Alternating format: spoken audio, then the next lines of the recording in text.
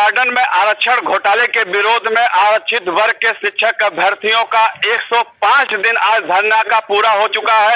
105 दिन से लगातार ये लोग धरना दे रहे हैं। अभी आप लोगों ने देखा कि किस तरह बारिश में ये लोग भीगते रहे, फिर भी अपने धरने को इन लोगों ने नहीं छोड़ा। इस तरह तमाम प्रतिदिन ये लोग भीगते रहते हैं यहाँ इको गार्डन में, किंतु इनके हौसले बुलंद हैं। 105 दिन हो गए। इस समय हमारे साथ इन शिक्षक अभ्यर्थियों के प्रतिनिधित्व कर रहे अमरेंद्र बाहुबली जी हैं। इनसे हम बात करना चाहेंगे क्या वजह है कि 105 दिन हो गया, अभी कोई सार्थक निर्णय, कोई ठोस नतीजा नहीं निकला। देखिए 105 दिन ये तो हम कर रहे हैं, ये हमारा संघर्ष कह रहा है, लेकिन क्या इस गूंगी बहरी सरकार को 105 दिन समझ में आ रहा है? अगर इस सरकार, गूंगी बहरी सरकार को 105 दिन समझ में आया होता तो यहाँ बैठे लोग जो ओबीसी हैं, एससी हैं, पिछड़े हैं, दलित हैं और जो हमारे राष्ट्रपति महोदय हैं उनके कौम से आते हैं, जो हमारे डिप्टी सीएम हैं उनके आते हैं, उनके कौम से आते हैं, जो हमारे प्रदेश के प्रधानमंत्री हैं वो भी कहते हैं कि हम पिछड़े दलित हैं, उनकी कौम से आते हैं।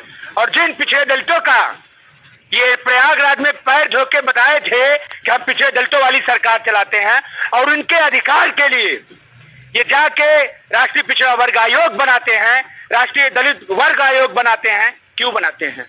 क्या प्रधानमंत्री अपने आप को बहुत बड़े ज्ञानी समझते हैं क्या?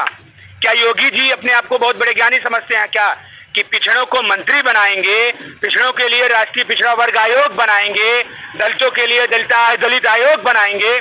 तो हम लोग झुंझुना पकड़ के हम लोग लड़ रहे हैं और देख रहे हैं कि ये सिर्फ और सिर्फ तानाशाह सरकार अपनी गुंडाई दिखा रही है और वहां चंद लोगों को बैठा के इधर देश के प्रथम नागरिक को राष्ट्रपति बनाया है। वो बोल रहे हैं कि आरक्षण की जरूरत दलितों पिछड़ों को नहीं है। क्यों नहीं है? क्या वो बताएंगे? वो देश के प्रथम नागरिक है, देश का सबसे बड़ा सुख सुविधा उपलब्ध कर रहे हैं। क्या पिछड़ा दलित जो घर गांव में बैठा है या जो 69,000 में पीड़ित है वो उस ऐसो आराम को वो सह रहा है, उस ऐसो आराम में रह रहा है कि उनका जो विधायक बनेगा, जो पूरा पेंशन ले रहा है, पूरा वेतन खा रहा है सरकार के, पूरा सिक्योरिटी का मजा ले रहा है, पूरा एसी बंगलों का मजा ले रहा है, वो बताएगा? ये डिप्टी सीएम अपने घर में बैठ के, अपने आवास में बैठ के बताएंगे कि 69,000 शिक्षक भर्ती जो पीड़ित है ये दूसरे पार्टी के लोग हैं, ये प्रायोजित लोग हैं।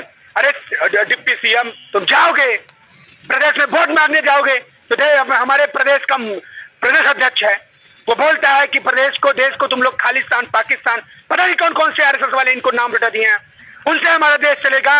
हमारे प्रदेश का युवा बेरोजगार है, पिछड़ा है, दलित है, उनको बताया जाता है, जब वोट लेना होता है बताया जाता है तुम हिंदू हो, तुम पिछड़े हो, तुमसे मेरी सरकार बनती है। और जब उनको अधिकार देने की जरूरत आती है तो 105 नहीं 1005 दिन बैठे, इनको क्या फर्क पड़ता है? क्या पिछड़े दलितों के जो नेता हैं वही बताएंगे कि पिछड़े दलितों पर अत्याचार हो रहा है? हम बता रहे हैं ना, हमने वोट दिया है ना, क्यों नहीं मान रहे हैं? और इनको समय मान लेना पड़ेगा। यही इनके सेहत के लिए, यही इनके सरकार बनने के लिए, इन सब के लिए सही होगा। नहीं तो ये समझ लें कि जो प्रदेश का शिक्षा मंत्री है इस सरकार का, वो बताता है पूरे पिछड़े दलितों की उनकी औकात, और मैं उसे सही मानता हूं कि अपने 2% लोगों के लिए लड़ रहा है। उन 2% एक छोटी सी भर्ती में वो 20,000 लोगों को घुसा दिया, कितना बड़ा काम किया है, मैं उसे अच्छा मानता हूं। और ये जो हमारे नपुंसक कहते हैं जिनको हम, जो समाज के लिए न लड़ पाए, जिसके लिए जो जाना जाता है, जिसके लिए जिसके वोट से जाने जाते हैं, जिनको जाके बताते हैं मैं केशव प्रसाद मौर्य पिछड़ा दलित आपका डिप्टी सीएम हूँ, स्टूल पे बैठता हूँ और कुछ लोग सोफे पे बैठते हैं, तो वो औकात बता रहा है ना कि तुम सोफे पे बैठते हो और हम स्टूल पे बैठते, तो हमारी औकात। स्टूल का बैठा आदमी कभी हमारे लिए कुछ कर पाएगा या आपके लिए कुछ कर पाएगा? कभी नहीं कर पाएगा। अधिकार की बात तो वही करेगा जो बराबरी पे बैठेगा। जो वही मैं कहना चाह रहा हूँ कि ये केशव प्रसाद मौर्य, तुम अगर सामाजिक लपटा बचना है, सामाजिक लपटा बनने से बचना है, समाज में जो बैगन, टमाटर, लाद, जूता की माला अगर पहननी हो तो हमको हमारा अधिकार मत देना। और तुम बैठो उस कुर्सी पे, तुमको दिखाएगा ये पिछड़ा दलित। इलाहाबाद में तो तुम प्रचार नहीं कर पाओगे और कोशिश रहेगी कि पूरे प्रदेश में तुम प्रचार नहीं कर पाओगे। ये पूरा चैलेंज है पिछड़े दलितों का, क्योंकि यहाँ हम बता रहे हैं ना, और पूरे प्रदेश में बता चुके हैं कि 69,000 शिक्षक भर्ती में पिछड़े दलितों के साथ अन्याय हुआ है। और क्यों? जब ये बताइए कौन सी एक कमेटी की बात करें, क्यों कमेटी की बात मानेंगे? राष्ट्रीय पिछड़ा वर्ग आयोग क्या झुंझुना पकड़ाने के लिए बनाए हैं ये लोग? नहीं, अभी यहाँ उत्तर प्रदेश सरकार द्वारा जो कमेटी आप लोगों के 6 तारीख के प्रदर्शन के बाद जो बनाई गई थी, इसने अपनी रिपोर्ट भेजी थी, तो फिर भी तो पिछड़ा वर्ग आयोग ने मान लिया है कि नहीं, जो मैंने पहले दिया था वो सही है। देखिए, राष्ट्रीय पिछड़ा वर्ग स्टैंड है, वो भी वहां भी लोग बैठे हैं। अगर वही कोई थूक के चाटना हो तो ये भारतीय जनता पार्टी सरकार कर सकती है, इनको चाटना पड़ेगा। ये जो थूके हैं पिछड़े दलितों के ऊपर, इनको चाटना पड़ेगा और पिछड़े दलित लड़ के चटवाएंगे इनसे। क्यों? क्या हम लोग मूर्ख लगते हैं? राष्ट्रीय पिछड़ा वर्ग की आयोग कौन सी और इतनी बड़ी संवैधानिक संस्था है? क्या उसको संवैधानिक संस्था दर्जा नहीं देते? क्यों दबाव बना रहे हैं लोकेश प्रजापति जी पर? क्यों आयोग पर दबाव बना रहे हैं कि लोग अपनी रिपोर्ट खारिज कर लीजिए? खारिज कर ले, वो भी हम लोग दिखाएंगे कैसे खारिज करते हैं। पूरा प्रदेश का युवा, पूरे प्रदेश का पिछड़ा दलित दिल्ली जाएगा और ये बताएगा कि ये राष्ट्रीय पिछड़ा वर्ग आयोग नहीं है, ये सिर्फ पिछड़े दलितों को लॉलीपॉप देने वाला आयोग है। और मुख्यमंत्री जी, मेरा निवेदन है और पिछड़े दलितों का निवेदन है कि ये केशव प्रसाद मौर्य, स्वतंत्र देव और ये जो अभी कैबिनेट मिनिस्टर जिनको लॉलीपॉप दिए हैं, जिनको अभी आपने संविदा पे मतलब मंत्री नियुक्त किया है, उनका क्या हैसियत है? वो आपसे बात करने की तमीज रखते हैं? वो आपसे कभी बात कर पाएंगे? कभी नहीं कर पाएंगे, क्योंकि आप पिछड़े दलितों को गुमराह करते हैं। आप पिछड़े दलित के मंत्री बना के लोगों को गुमराह करें। ये जनता पढ़ी लिखी है। ये आप 10 साल 20 साल पहले अपना ये फार्मूला लगाते तो लोग समझ जाते हैं। बगावत करेंगे, पहले हम लोग करेंगे, पीछे वो भी करेंगे, अगर उनको जमीन रहना आती। जानते हैं, मैं विश्वकर्मा जी आपसे कहना चाहूँ, 2% 4% लोग हैं। क्यों हम पे कर रहे हैं? क्योंकि हम लोग फूटे हैं, हम लोग इधर उधर लोगों में बटे हुए हैं। अगर हम जिस दिन जाग जाएंगे, और जाग गए हैं, ये तो इनसे बेहतर नहीं जानते, लेकिन ये है। लेकिन रणनीति तो यही चल रही है कि एक साथ न होने पावे, संगठित न होने पावे। इनके कहने से नहीं संगठित होंगे। जब ऐसा नहीं है, पूरे विधायक जितने हैं, मंत्री, इतने दिन में तो सभी लोगों से मिला, अंदर सबके दर्द भरा है। लेकिन क्या करें, उनके घर परिवार एसी में रहते हैं, उसी की वजह से उनके घर परिवार ऐसो आराम से रह रहे हैं, उनके घर परिवारों का बंगला बन रहा है, बड़े बड़े जगह जमीन खरीद रहे हैं। तो क्या करें? सिस्टम से लड़ने के लिए सिस्टम में तो रहना पड़ता है ना। अमरन जी, 105 दिन हो गए आज, और आज आप जिस तरह बोल रहे हैं, गुस्सा आपका दिख रहा है, लग रहा है कि कुछ अब बड़ा होने वाला है। मैं ये पहले ही जिता चुका हूँ कि इस बार वो करेंगे, इसीलिए देर भी हो रहा है। ये वास्तविकता यही है कि इस वजह से देर हो रहा है कि हम लोग ये करेंगे कि अब इनको एक्चुअल में पिछड़े दलित की ताकत दिखेगी। 69,000 शिक्षक भर्ती आरक्षण घोटाला इनको ले डूबेगा। ये पूरे होशो हवास चैलेंज में हम लोग कह रहे हैं कि ये 69,000 शिक्षक भर्ती का आरक्षण जो घोटाला है, इनको भी पता है। हम लोग दिल्ली 8 दिन रहे, एक एक छोटा छोटा पिछड़ा दलित मंत्री, विधायक, वहां का चपरासी तक जानता है कि यार तुम लोगों ने जो हौसले से काम किया है वो 100 सालों में ना अभी तक हुआ है, न किसी की इतनी रीढ़ मजबूत है कि वो कर पाए। हमारे लोग मलाई चाटने के लिए बने हैं, क्योंकि उनको ना बिना कुछ कहे बस जाके पीछे दलितों के मसीहा हम है, ये काम कोम करके उनको वोट मिल गई है, तो कैसे डर जाएंगे? यहाँ आते बैठते हमारे लिए बगावत करते, हम इनकी फिर से सरकार बनाते। अगर हमारे लिए बगावत नहीं करेंगे तो इनको लात जूता मारेंगे। क्यों इनकी हम सरकार बनाएंगे? क्या हम फोकट के वोटर हैं? बिल्कुल सही बात है। संवैधानिक ढंग से अगर वार्ता करते आप लोगों से और इसका रास्ता निकालते तो निश्चित तौर पर रास्ता निकलता। जी बिल्कुल। अगर नहीं निकालेंगे रास्ता, हम तो कह रहे मत निकालें। अगर दम है इनको तो ना निकालें। हम तो पूरे होशो आवाज, पूरे गुंडाई के साथ कह रहे हैं कि मत निकालें, देख लेंगे। हम पहले भी देखा है, ऐसी सरकारें लोक सेवा आयोग में गड़बड़ियां की थी, और जिसका नतीजा है कि आज वो लोग एसी में बैठे हैं और इंतजार कर रहे हैं कि कब सत्ता सुख भोगने का मौका मिले। वो इलाहाबाद से, प्रयागराज से ही हमारे आंदोलन शुरू हुआ था, और वो पूरा साक्षी है, सभी लोग सब जानते हैं, ये भी सरकार वाले जानते हैं।